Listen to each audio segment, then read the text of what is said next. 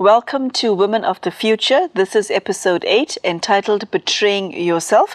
This series is dedicated to you, a lady anywhere in the globe who is interested in spirituality, who's interested in empowering the self and establishing a sense of self-reliance. This show affords you, the viewer, the opportunity to learn from a yogi who has been immersing herself in spirituality for many years. Sister Denise, it's always great to have you in the studio. Thank you for joining us, and thank you, viewer, for joining us. Betraying the self. Now, this is not something that one thinks about whilst having one's morning cup of coffee. This is something that hits you when you least expect it, and it is a subject that is pretty painful to even think about. But yet, Sister Denise, I think every lady listening to you will know at some point in her life she betrayed herself.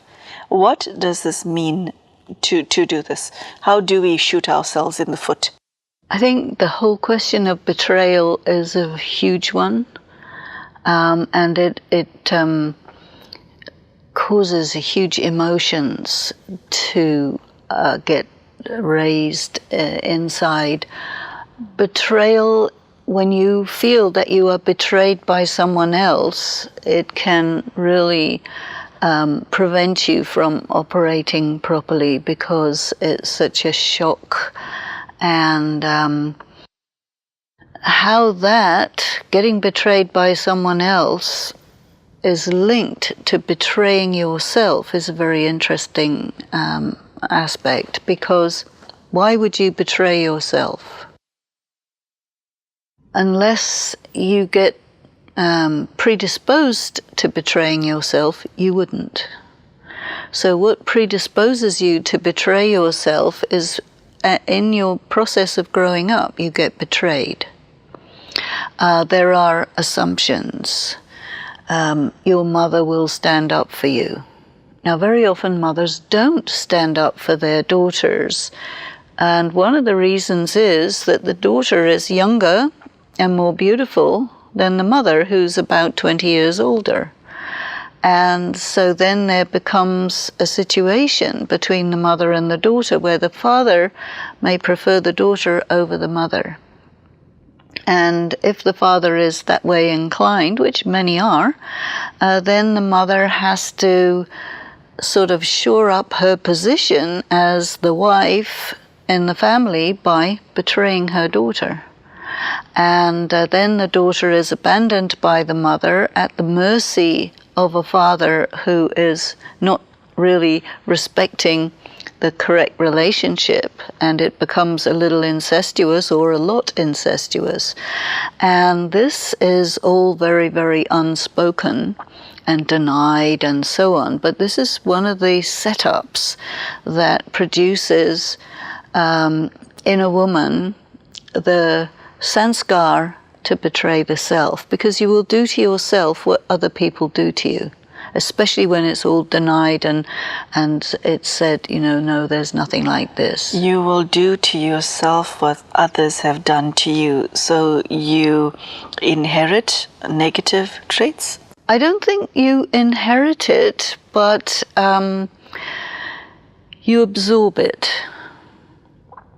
Because you see, if someone betrays you and pretends they didn't betray you, you feel betrayed, but you have to go along with the pretense that you weren't betrayed. And this is disturbing to the functionality of the psyche and causes you to start to do to yourself what others are doing to you or have done to you. It's a phenomenon. Because either you act in or you act out. And generally, it's considered socially acceptable in men to act out, but not in women. And so if a woman acts out, she will be very strongly penalized in comparison with how a man is not really penalized for it. So the woman tends to act in, which is where you start to betray yourself. Act in means that you do things that are really against yourself because you can't, or you're not allowed to defend yourself. Because all of these wrong things is pretended that they didn't exist, they don't happen, but they do, you see. So I think a lot of the problem is denial in people who are in positions of power. So the woman will betray herself partly because she's not in a position of power, especially when she's young and growing up. And so it becomes a survival technique. And then even when you're not in survival, even when you're not in a difficult situation where you could easily defend yourself, rather than doing what's totally reasonable, you will, cut your foot, you will betray yourself. And now it's a question of how to unlearn that. Okay, so if you find yourself in this position, and there are very few of us who are not in this position, how do you heal from that self-inflicted pain?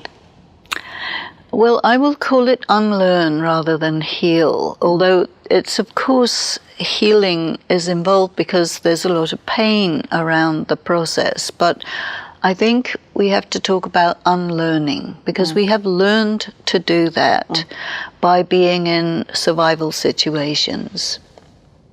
So to unlearn something, we have to really see ourselves independently of the way other people look at us. Is that similar to recreating your own identity? Very much. Okay. Very much. When you're born, you look out and you see your mother and your father. And if your mother and father love you, then you say you're lovable. If they don't love you, you're not lovable. It has nothing to do with you. It has to do with them.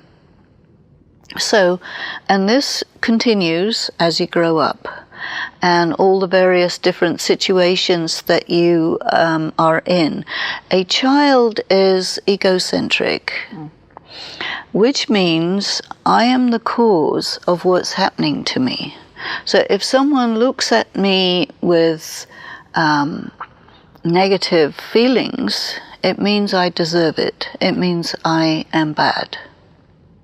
Now, in child development, you naturally, at some point, shift away from being egocentric to being on the side of the stage rather than center stage. But where in your egocentric process or period you have been damaged by these things, you can't continue your development, and you remain egocentric even when you're adult. This is where you get very childish adults. And it can happen either if bad things happen to you, or if you have no structure, no boundaries, and you just grow up as a princess, we call it, or a, in the case of little boys who are the adored darlings and everything they do is fine, they never learn anything. So the parenting process really needs to be looked at, because it all starts in childhood. And parents generally do to their children what was done to them. So in that sense, that gets inherited or passed on from generation to generation. And I think that the education system, or some means of education to get people to really rethink all the processes of parenting, is a very important thing. Sister Denise, a woman can, and usually does, betray herself in terms of her thought processes and attitudes, in terms of the way she speaks, and in terms of conduct. So there's more than one level of betrayal. And you find often that she'll say to herself, I shouldn't do this, okay? However, the attitude is not followed through in words or actions. And then that creates a it perpetuates the cycle of pain. Well, in that case, she's betrayed by her feelings. Oh, ouch. What does that mean? Well, if you say, I shouldn't do this, and then you do it anyway, what makes you do it? Your feelings. That means your logic, your intellect is completely weak in comparison with the power of your feelings. And so in that sense, you're betrayed by your feelings. Sister Denise, betraying yourself is, the way you've just defined it, is a marked weakness within a person. A lot of it is because a person is intimidated. Okay. My question is, do you work on the weakness, or do you emerge a strength which will automatically neutralize the weakness? Where do you do the work? You do the work on the strength. The mind, which is where you have all your feelings, the mind doesn't know the difference between yes and no, between good and bad. You see, I use this example very often. Don't think about a green apple. What happens? Green apple. Yeah. Think about a green apple comes. Okay. You see? So your mind, especially in the woman who is very much a feeling person, if you work on the weakness, in the process of working on the weakness, you make it weaker. Ouch! Very few people know that. So I wouldn't bother to work on the weakness, work on the strength. What is the strength that is the strengthening factor, or the opposite of betraying the self? What is the virtue? You know what happens? The goodness is the same thing as the strength. The weakness is the same thing as the badness. So if you focus on your badness, it'll get worse. So, Sister Denise, the levels on which a lady can betray herself is not just on the level of behavior, it's also on the level of speech and her internal processes. Yeah, you see, what happens to a woman who is experiencing that she's being betrayed, or things are not going well for her, she will feel isolated, she will feel doubt in her value, and all of this makes a woman lose faith in herself. And when you don't have faith in yourself, that's when it's very easy to betray yourself.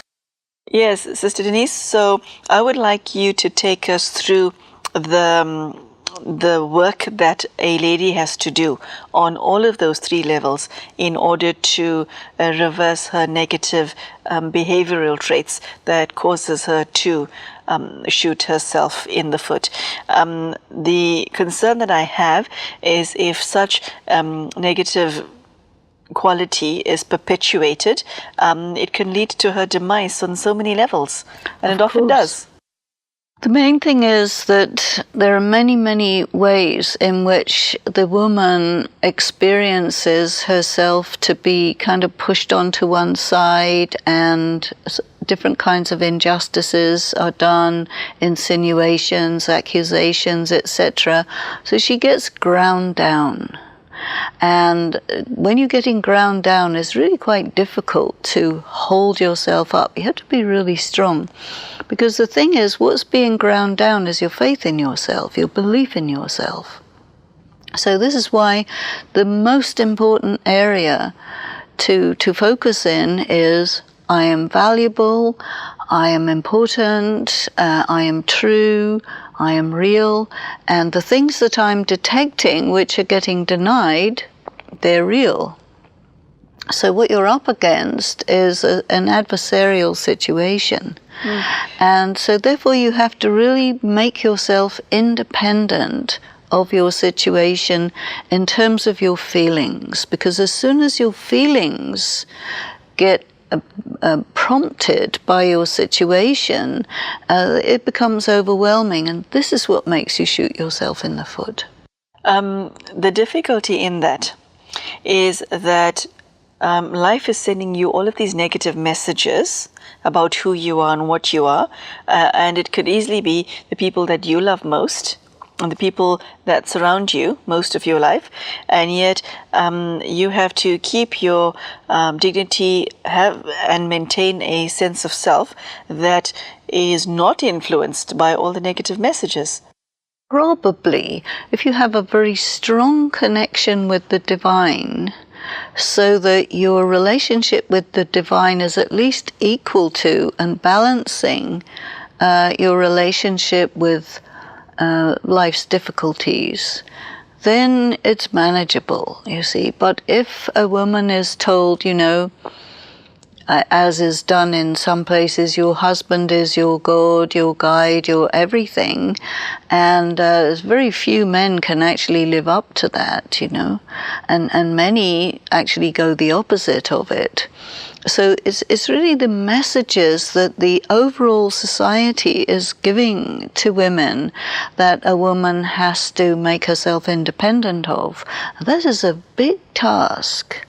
But I think, again, if you have like programs like this which say these things openly, and it starts to become a reality that yourself is important, yourself is valuable, you are okay, your situation may be very difficult, but, you know, being with the Supreme, having access to other sources of support means that difference between being able to handle your situation and not being able to handle it.